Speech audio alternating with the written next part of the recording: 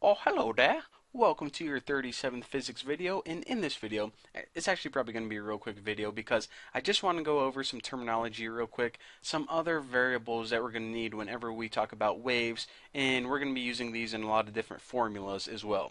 So the first, I want to say, term that we use whenever we talk about waves is just the speed of the wave or the wave's velocity.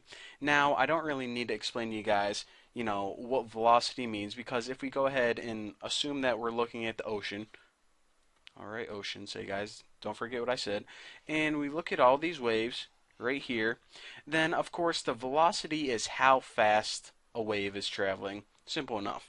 So a wavelength is the next property that we look at. Now wavelength is a topic that a lot of people get confused about, because if you're just looking at these waves right here, you'd be like, okay, do I measure from here to here or from the bottom to the top of the wave? What the heck am I supposed to measure? Well, wavelength is actually measured from crest to crest. So the crest, of course, is the maximum height of the wave, which on this wave it would be here, and on this wave it would be here. So from point A to point B, that distance right there would be the wavelength of this wave right here. Now the last term I want to talk to you guys about in this tutorial is amplitude. So again, imagine that we're looking at the ocean. Now the surface of the ocean on a calm day is nice and flat, just like that.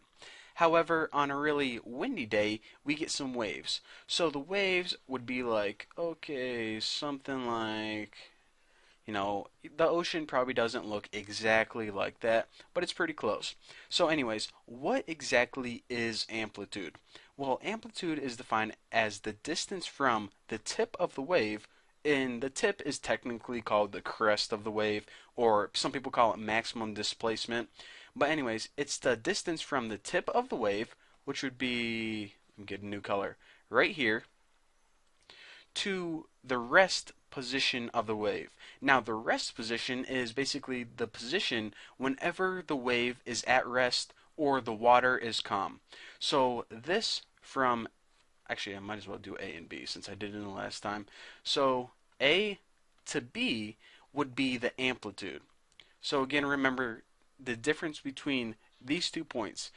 A and C would be the wavelength, and the distance from A and B would be the amplitude of the wave.